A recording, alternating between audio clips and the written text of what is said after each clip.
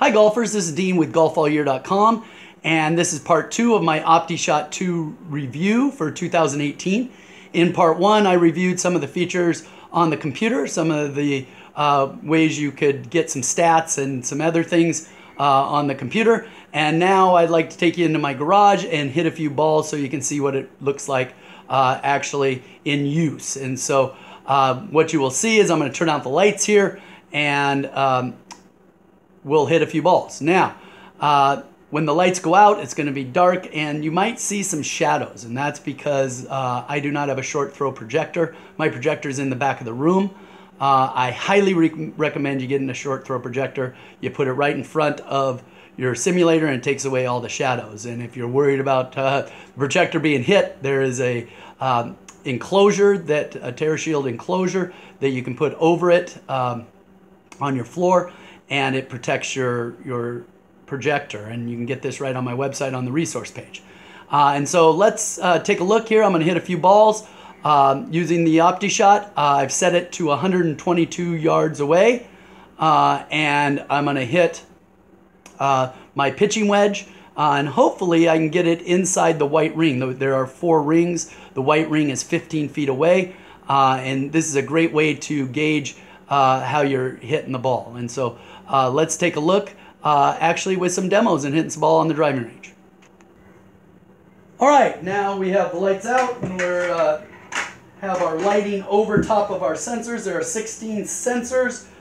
You will see with the Optishot that this will only track the club. It doesn't necessarily track the ball, but the sensors do a pretty good job of getting your club face angle and getting your swing path and all those things. So let's hit a few balls and see how it does.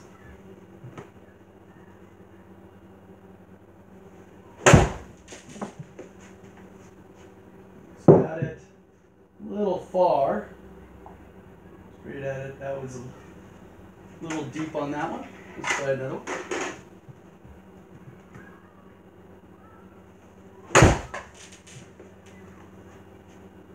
That one's right there in the white, it looks like. And so you can see the Optishot. And so let's take a look. I'm going to turn back on the lights and let's take a look at some of those stats and what we can learn and the good things and bad things about the Optishot.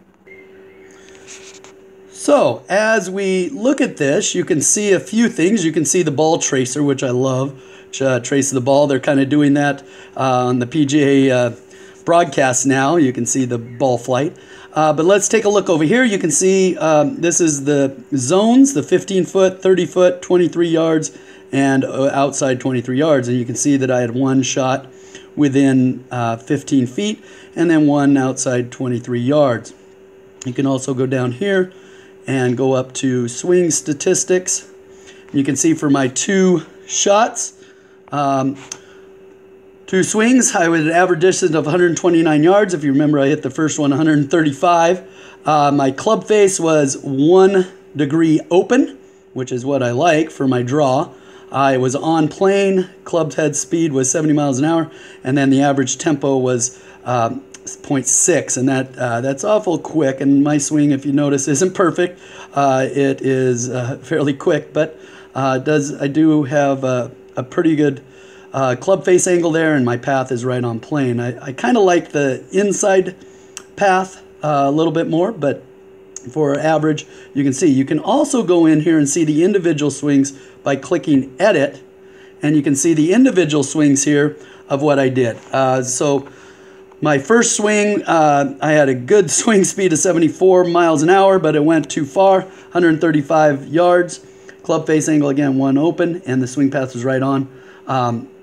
And then it shows you your contact also, your average contact. You want to try to be square. That would be 0, so it looks like I hit it off the toe a little bit on each of those. And then the average tempo was 6. And so you can take a look at each of those.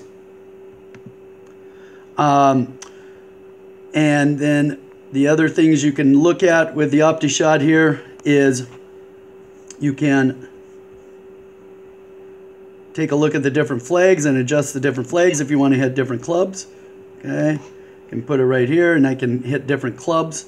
177 yards, etc. Now, let's talk about some of the good things and some of the things that we need to adjust to. So some of the things that I really love about the Optishot is it gives you the swing statistics that you really need. You know, your club face angle, your swing path, your tempo, to even tell you where you hit the club, you know, if you're hitting it off the toe, etc.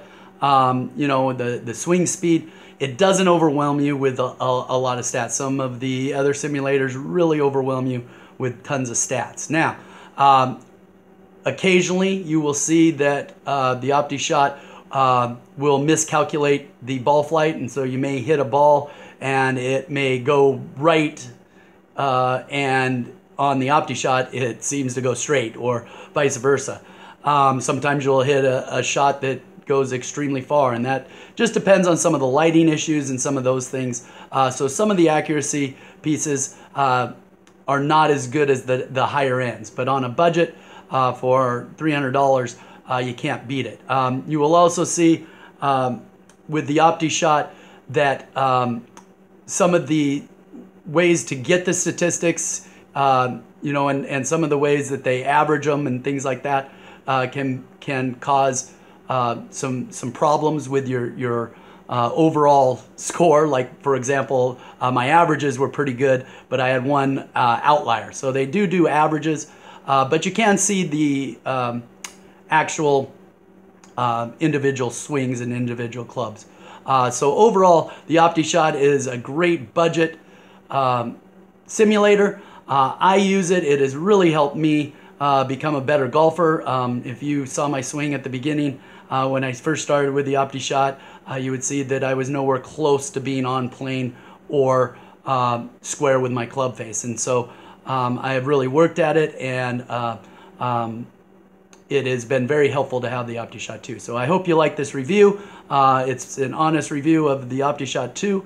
And if you want more information, feel free to contact me at golfallyear.com. Thank you.